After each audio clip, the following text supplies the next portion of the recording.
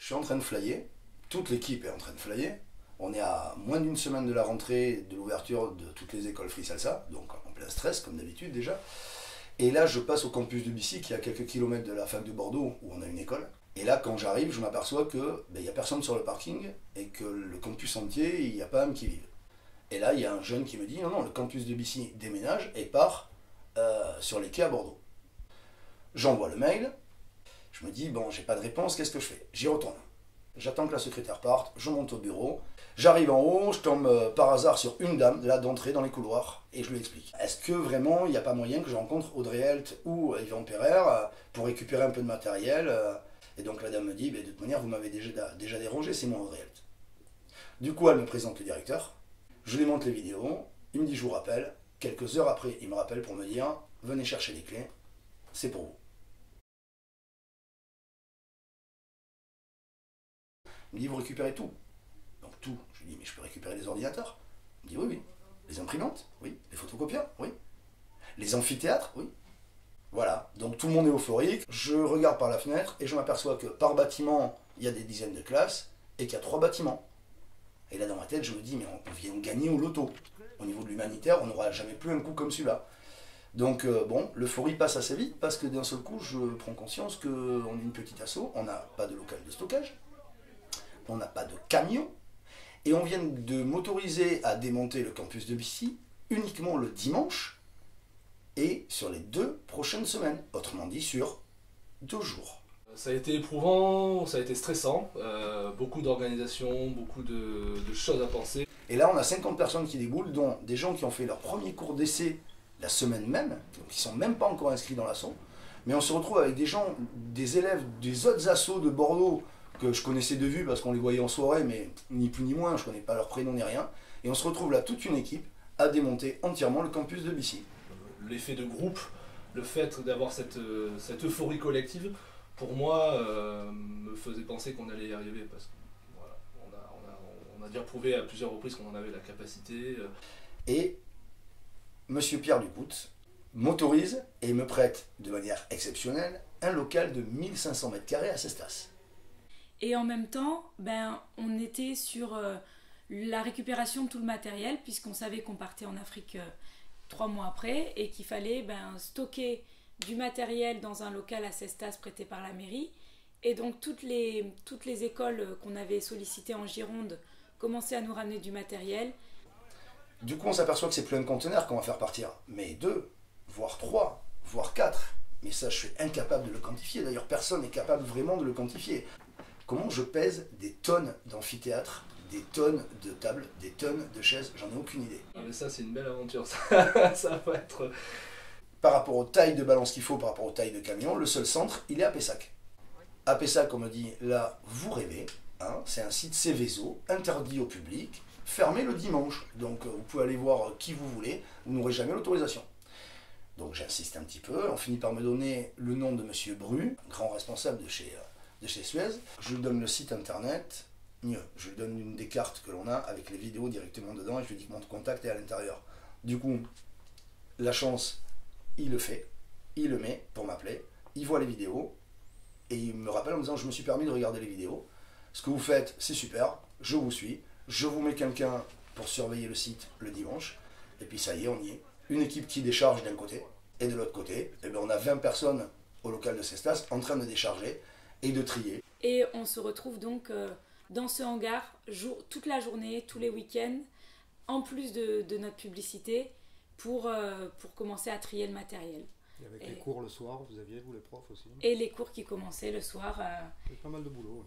Chargement, déchargement, tri, gestion des cartons, toute cette partie-là qui était un petit peu éprouvante. Ça c'était la partie France. Et ça s'est joué en 15 jours. Alors ça vous va quand même bien. Ah oui, j'ai pas vu. Ah oui, regarde. Au moment où le campus de Bissy nous tombe dessus, on est déjà débordé, puisqu'on part 1 mois après. Et on vient de rajouter le campus de Bissy, un petit 35 tonnes ou 36 tonnes de matériel supplémentaire, pas prévu. À un moment donné, oui, je me suis dit ça va pas le faire. J'ai plusieurs fois tapé du poing sur la table en disant bon là il va falloir se reconcentrer, il va falloir se calmer. Hein. C'est-à-dire que déjà, financièrement, on est à bloc de ce qu'on peut faire. Et le campus de Bissing tombe. Et je commande des conteneurs supplémentaires. Mais on n'a pas le budget. Donc on se retrouve à charger les conteneurs un week-end et organiser un Salsa Africa pour le week-end d'après, à l'arrache au dernier moment. Donc il faut trouver une salle, il faut trouver un groupe, il faut trouver des profs et tout le monde gratuit, hein, le groupe, pour pouvoir gagner de l'argent. On a quand même des bonnes équipes, des gens qui sont vraiment impliqués à fond, qui lésinent pas sur le travail, sur la dispo. Donc c'est vrai que de ce côté-là, on était confiants. À ce moment-là, je reçois un mail de Stéphanie Moulin, une ancienne élève, qui me dit « Quasi, j'ai mis de côté pour toi 1,5 tonne de matériel pour handicapés. » En plus, qui n'était pas prévu. Laura m'attrape un soir sur un cours de danse et me dit « Quasi, j'ai un contact pour les Girondins. Tu cherches du matériel sportif, t'as pas réussi à avoir les Girondins, moi j'ai un contact. » J'y vais, il regarde les vidéos, il regarde ce qu'on fait. Directement, il me dit « Voilà, j'ai ça, j'ai ça, j'ai ça. » Il ouvre les cartons et je prends. Et je prends. Enfin voilà, en gros les 3 conteneurs suffisaient pas et à la fin on s'est carrément pris dans nos affaires, les 18, ben, on a fini de prendre tout le matériel, donc bon je pense qu'on ne recommencera plus jamais. On est parti le matin de l'aéroport de Bordeaux, chargés comme des mules, nos affaires personnelles, les affaires humanitaires qui ne pouvaient pas rentrer dans les conteneurs que l'on a chargés dans des sacs. Arrivé à Dakar, 2h du matin, quelque chose comme ça. Les camions, enfin les 4x4 qui nous attendent, on charge tout dans le 4x4 et là on part vers le Fouta, vers le désert, 12 heures de route quand même. On a quand même un gros soutien sur la France qui nous permet de rebondir très vite et d'avoir très vite une force de frappe au niveau travail. Le problème de l'Afrique, c'est que arriver sur place en Afrique, ça fonctionne plus du tout de la même manière. Et là, Kaz reçoit un coup de fil, on lui dit que les conteneurs sont bloqués en Afrique. Ah. Voilà, maintenant la mission, il faut la repenser. On ne peut plus se dire on va rester sur la mission de départ. Les conteneurs sont bloqués, on n'a pas les camions, puisqu'on devait avoir 3 camions en première ligne, il n'y en a que 2, mais on les a toujours pas. Bref, situation catastrophique, tout est bloqué. On repart 12 heures dans l'autre sens, jusqu'à Dakar, au port de Dakar. Et là c'est parti, la course. Donc on est arrivé sur Dakar, et puis là c'est de rendez-vous en rendez-vous. Et donc toute la journée se passe comme ça, où on rencontre des gens, on rencontre des douaniers, voilà. Donc dans la journée, je ne sais plus combien on a fait de rendez-vous, je crois que c'est 16 ou 17 rendez-vous dans la journée. Les camions arrivent, fin de journée, et là on se retrouve qu'avec 2 camions. Voilà. Le ton monte, on s'énerve un peu, la fatigue prend le dessus. À la fin on arrive à s'arranger, on trouve un arrangement, on arrive à débloquer le camion. On n'a pas de bras, on n'y a que Kaz, moi et Mams. Et Mams nous trouve des personnes, et ils arrivent comme ça, ils viennent, et donc bon, on leur explique un petit peu, Mams leur explique comment ça va se passer et tout, pas de soucis. Les mecs, on les sent motivés, ils sont contents, voilà. Et puis là, c'est parti, quoi.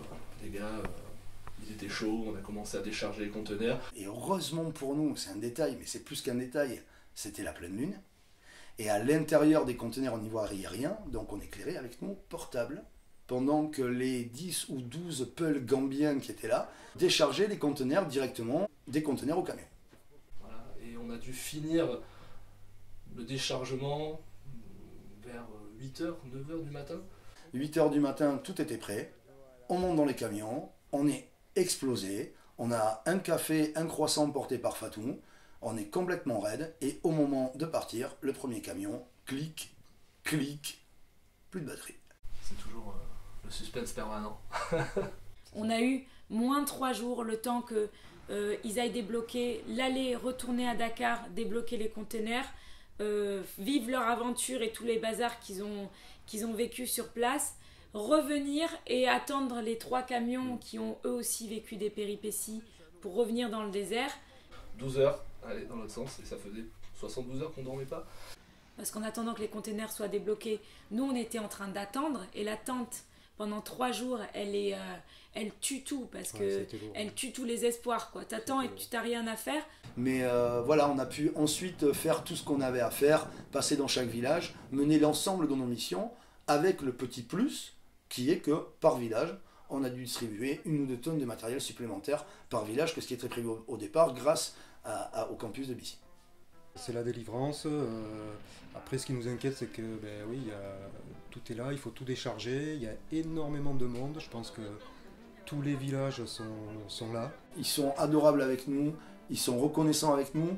Et puis c'est autre chose. Comme ils n'ont rien, notre venue est une aventure. Je veux dire, c'est pas un peuple qui pleure. Voilà, c'est pas un peuple qui se plaint. Les Peuls, c'est des durs. Les femmes comme les hommes, de manière, leurs conditions sont tellement dures que c'est des durs point barre.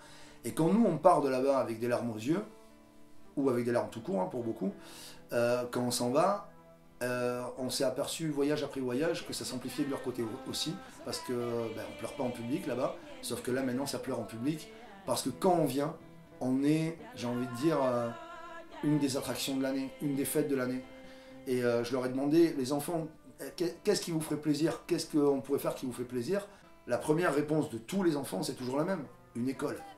C'était touchant de voir que des petits bouts de 5-6 ans qui étaient hyper engagés, qui avaient envie de nous aider, qui portaient leur chaise de classe pour leur future école. Et ça, c'était quand même un point positif.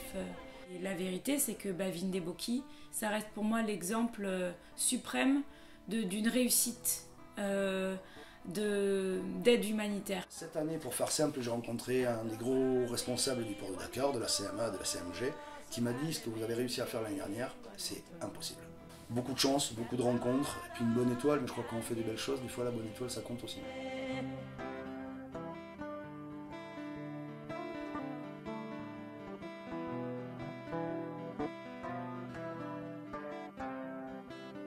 Hato Italy wonito sokaɓe men ɓe gonito Yalla wara jane